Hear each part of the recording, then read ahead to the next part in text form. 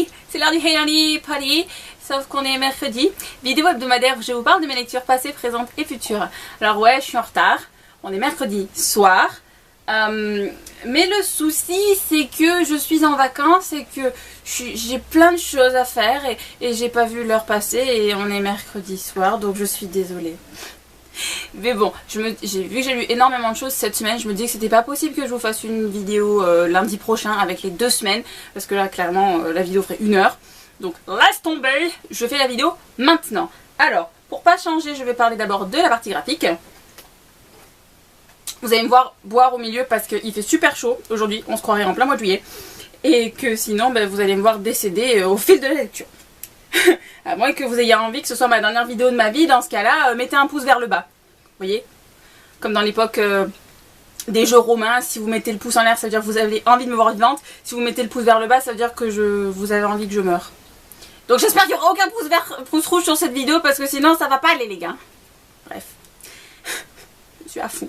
Alors, le premier manga que je me suis fait cette semaine, je me suis fait les tomes 1 et 2 de Dear Brother par Maki Joji, édité chez Kaze, série terminée en 5 tomes.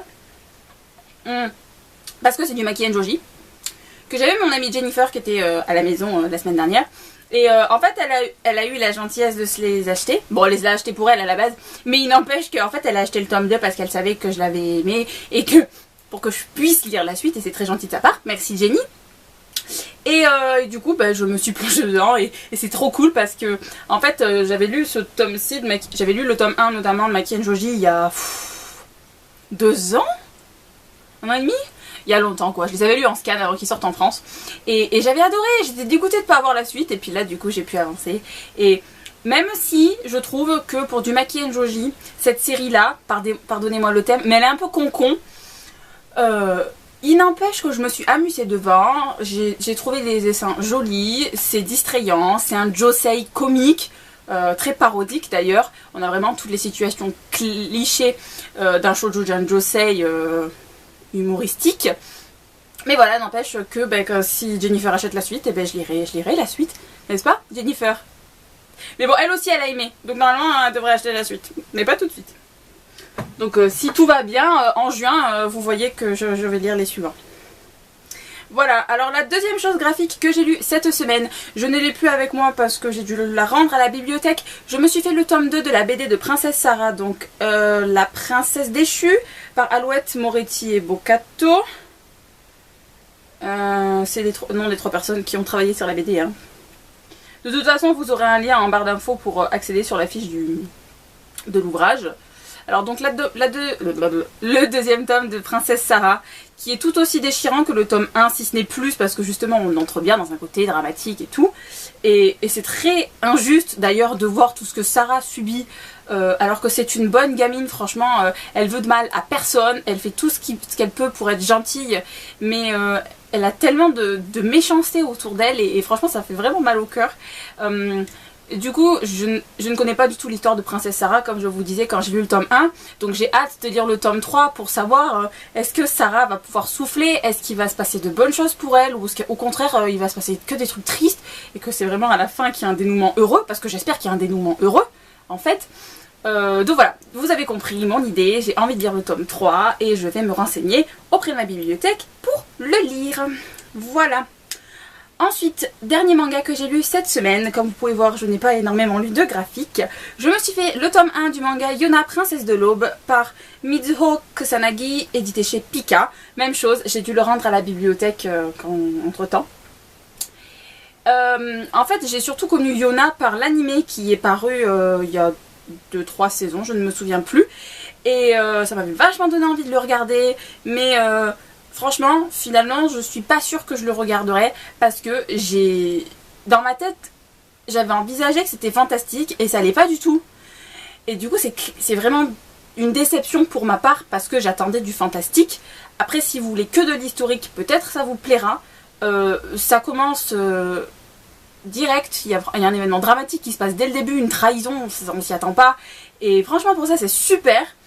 Mais moi, c'est pas ce que je voulais, du coup je ne lirai pas la suite, mais je pense que ça peut plaire à énormément de monde, mais c'est juste que pour ma part c'est pas le cas, voilà, donc les shoujo historiques ça ne m'intéresse pas.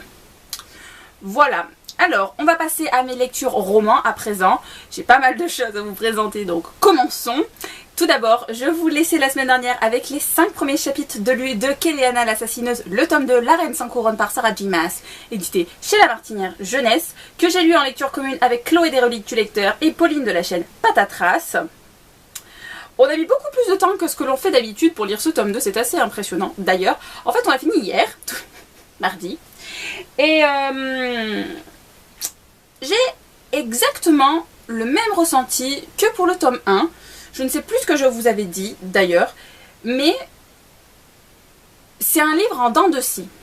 Si vous voulez, je sens que je vais m'attirer des foudres en disant ça. Il y a des moments, il se passe des trucs, mais j'en ai rien à fiche, mais je m'en fous, mais complet, et puis pique une information qui est intéressante et qui attise le lecteur. Calme, pam, un autre truc qui se passe. Des fois c'est 3-4 chapitres qui sont bonbons, qui vous laissent sur un limite cliffhanger et vous avez envie de connaître la suite. Et puis après et puis bam bam bam bam bam, et à la fin ça accélère et il se passe plein de trucs et on peut pas lâcher le bouquin. Franchement c'est le même ressenti que j'avais eu pour le tome 1. Surtout qu'avec les filles on se lisait 5 chapitres par 5 chapitres. Et on rigolait intérieurement parce que sur certaines phases où on lisait, on se demandait si l'auteur elle était pas au courant qu'on allait s'arrêter à ce chapitre-là parce que ça vous laissait sur des fins de feu. Et du coup, c'était quand même intéressant à lire. Mais je peux pas vous dire que c'est un coup de cœur de La Mort qui tue, parce qu'il y avait vraiment des périodes creux qui m'intéressaient pas. Donc je ne sais même plus quelle note je lui ai mis sur Goodreads. Si je lui ai mis 3 ou 4 au final, je ne sais plus. Mais là c'est clairement le moment où je voudrais mettre un 3,5. Parce que c'est pas waouh j'ai adoré, mais c'est pas un juste ouais j'ai bien aimé, voyez. Ouais. Donc ce que j'ai énormément apprécié dans ce tome 2, c'est qu'on a quand même des révélations qui se font sur le personnage de Kéléana. Et aussi sur Dorian. Bonne surprise concernant ce personnage là. J'ai hâte d'en connaître plus sur lui dans le tome 3, mais je ne pense pas qu'il sera trop présent. Bref, c'est un vrai suspense. J'ai hâte de lire le tome 3 avec les filles et je pense que sous peu vous aurez leur propre version de ce qu'elles en ont pensé. Et aucune des deux n'a détesté, je peux vous le garantir, si ça peut vous donner un argument pour l'acheter par la suite. Nous, vilaine tentatrice, vous donnant envie d'acheter des livres? Mais non, c'est pas notre faute. D'abord. Alors, ensuite, qu'est-ce que j'ai lu? J'ai lu de la romance paranormale. C'est justement une lecture commune que j'ai fait avec Jennifer, qui était donc avec moi la semaine prochaine. Et vous aurez son blog en barre d'infos. Diabline Manga & Co. On s'est fait donc le tome 1 de la série Dragon Fury, Furie de Flamme par Corinne Callahan, édité chez Milady. Donc dans leur collection Bit Late, parce qu'il fallait clairement que je valide une catégorie dragon. Alors le voilà.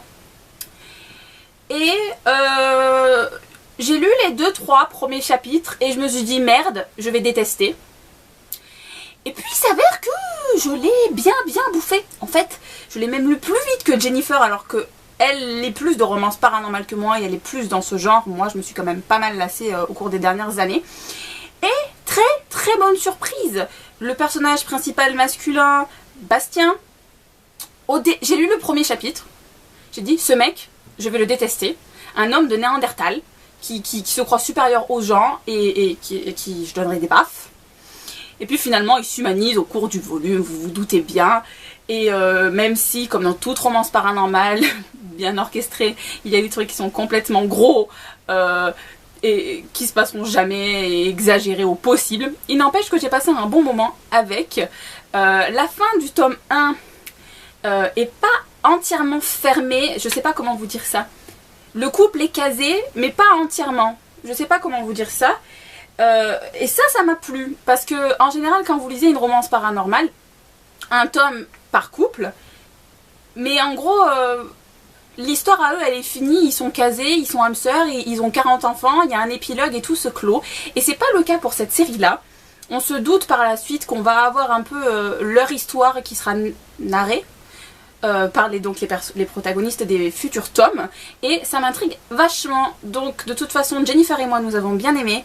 Je pense qu'on va se faire le tome 2 assez vite, étant donné que là il est sorti fin avril, donc Furie de glace. Et notamment le personnage qui est donc dans le tome 2. Il m'a bien plu dans ce tome 1, Ricard, et voilà, c'est un argument de plus pour que je me lise le 2, parce que le couple, on le voit dans le tome 1, et que je sens que ça va péter. Et ça me plaît. Voilà. Alors, ensuite, qu'ai-je lu? Je me suis fait de la new adulte. Vous voyez, j'ai fait quand même différents styles littéraires cette semaine, je suis fière de moi. Je me suis lu le fameux Indécent de Colleen Hoover, édité chez J'ai lu, qui fait énormément parler de lui et que je n'avais toujours pas lu. Et puis maintenant, c'est chose faite. Et je l'ai dévoré d'une traite, à dire vrai. Je l'ai commencé et puis je me suis dit merde, je vais le tuer. Et puis ça a été le cas. Chose qu'on m'a appris par la suite, il y a un tome 2 et un tome 3. Je vous avoue que je sais pas si je lirai la suite parce que on peut se contenter. Si on m'avait pas dit qu'il y avait une suite, j'aurais jamais été au courant et je me serais jamais douté qu'il y avait une suite, à dire vrai. Je les ai pris en e-book en anglais au cas où. Mais je sais pas. J'ai aimé ce bouquin. J'ai aimé son prolongement. Même si les sentiments amoureux du début des deux protagonistes, je trouve que c'est... Vous allez dire que pour moi dans la romance c'est toujours exagéré, mais là littéralement en 3 jours, ils tombent amoureux l'un de l'autre alors qu'ils ne se connaissaient pas du tout. Et après leurs sentiments vont s'étendre sur des mois de souffrance parce qu'ils sont pas ensemble, hein, voilà. Et ça j'ai trouvé que c'était abusé. Et même si après la résolution de problème s'est fait de manière intéressante, pas de manière précipitée, tout ça ça s'est bien fait. Mais pareil, pas coup de cœur. Et je ne sais pas si j'ai envie de lire la suite, même si plusieurs personnes m'ont donc dit que ce tome 2 justement, même si avec la fin du 1 on s'attendait pas à ce qu'il y ait une suite, finalement il apporte quelque chose au récit. Et du coup je me tâte. Voilà. Donc s'il y a des lecteurs anglais, s'il vous plaît, dites-moi dans les commentaires si vous avez lu le tome 2, si selon vous ça vaut le coup de lire la suite. Sachant que pour moi du coup il faudrait que je le lise en anglais. Et j'ai jamais lu de New Adult en anglais. Donc je ne sais pas. Exprimez-vous dans les commentaires, je vous prie. Ça m'aiderait. Voilà. Ensuite, je me suis lu quoi? Vous voyez que j'ai légèrement lu. Quand même. Alors, je me suis fait... Ouh là, j'allais l'oublier. Je me suis fait un livre en anglais. Je me suis fait Catch a Falling Star par Kim Culbertson, édité chez Point. Oui, c'est ça. Catch a Falling Star, c'est un contemporain, jeunesse, un truc que vous lisez en été pour vous détendre sur la plage ou quoi. Et littéralement, je l'oublie. Dans un mois, vous me posez des questions sur ce bouquin, j'aurais complètement oublié.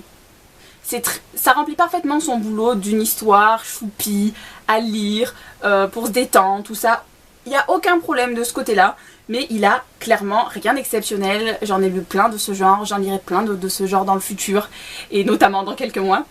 J'ai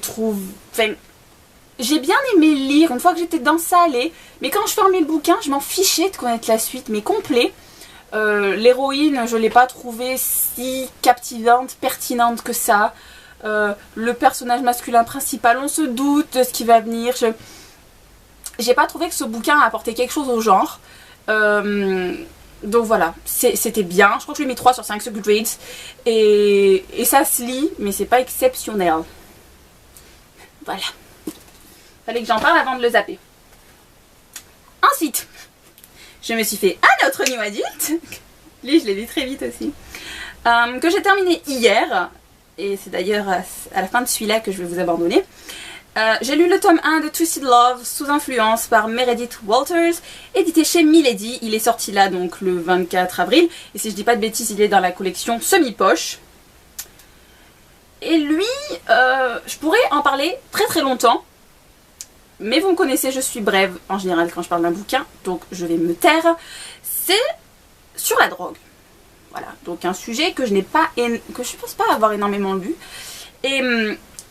je sais pas du tout quoi en penser. En fait, avis global, j'ai trop envie de lire le 2. Et d'ailleurs, j'étais dégoûtée parce qu'hier soir, je voulais me le télécharger en anglais. J'étais prête à le lire en anglais tellement j'ai envie de connaître la suite. C'est un diptyque d'ailleurs, normalement. Et le problème, c'est que le livre n'est pas sorti en anglais. Il sort dans un mois. Je suis dégoûtée. Et donc... on peut dire que j'ai vraiment aimé cette lecture parce que j'ai envie de lire le 2 et c'est arrivé plein de fois que j'étais new adulte qui ne m'est pas plu et que j'ai envie de lire le 2. Seulement, j'ai trouvé ce livre dérangeant parce que bon, déjà ça parle de drogue, ça parle d'addiction. par exemple, du personnage principal qui lui se drogue, et puis de l'autre côté, on a une héroïne qui a quelqu'un de son entourage qui a été drogué et qui est mort de ça. Du coup, j'ai trouvé ça hyper dérangeant que la nana qui a vécu ça devant ses yeux, et ben, qu'elle accepte de sortir avec un mec qui est drogué et qui est addict, et vraiment addict, pas juste un petit joint de temps en temps, vous voyez. Et ça m'a dérangée, parce qu'elle connaît les affres, elle sait ce qui va venir, mais elle sort quand même avec, et elle le dit elle-même à plusieurs reprises au cours du roman, que ce mec c'est sa drogue à elle. Vous voyez, c'est pas malsain, c'est pas vraiment le bon mot, mais pas loin, vous voyez, malsain, dérangeant. Mais il n'empêche que j'ai lu le bouquin, il y a des moments, les deux personnages sont tristes, ils pleurent, et le mec d'ailleurs il pleure beaucoup dans ce bouquin. Et il n'empêche qu'on avance, on a envie de connaître la suite, et notamment à la fin du 1, on a envie de connaître la suite. Je sais pas si mon avis veut dire quelque chose. Si je dis pas de bêtises, il y a Candy Shy qui a mis un avis sur son blog, sur ce bouquin, et il y a Galéane aussi. Si je suis intelligente, en barre d'infos, je vous mettrai le lien de leur chronique écrite, ce sera plus simple, pour que vous ayez un avis, parce que Candy Shy a adoré, et Galéane, je crois que c'était bof bof. Comme ça, vous voyez une vue d'ensemble sur les points forts et les points faibles du livre. Et du coup, c'est très très confus comme avis, parce que il y avait clairement des endroits où j'avais envie de tabasser tout le monde, et puis il y a des moments où je compatissais, mais pas trop. Mais j'ai envie de me jeter sur le 2. Là, vous êtes en brainstorming avec moi, vous voyez, vous êtes dans ma tête là. Bref, voilà. Et depuis, ben, j'ai attaqué un nouveau bouquin. Mais lui, je vous dis juste mon avancée, je vous en parle pas parce que je pense que la vidéo est suffisamment longue comme ça.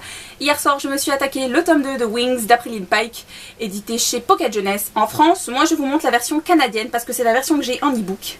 Désolée, de toute façon, vous aurez le lien pour avoir le résumé, comme d'habitude. Voilà, et j'en suis à la moitié parce que c'est un petit livre, mine de rien, et je vous en dis rien. Vous aurez mon avis terminé lundi, parce que je pense que bah, demain soir, il est fini. Voilà. Ensuite, quelle sera ma prochaine lecture? Je ne vous fais pas un sondage, tout simplement, parce que pour ceux qui ne le savent pas, demain, c'est la sortie du tome 4 de la sélection par Kirakas édité dans la collection R. Et ceux qui ne le savent pas, je suis une énorme fan de cette série. Du coup, demain matin, vacances ou pas vacances, je mets le réveil et je vais l'acheter et je vais le commencer.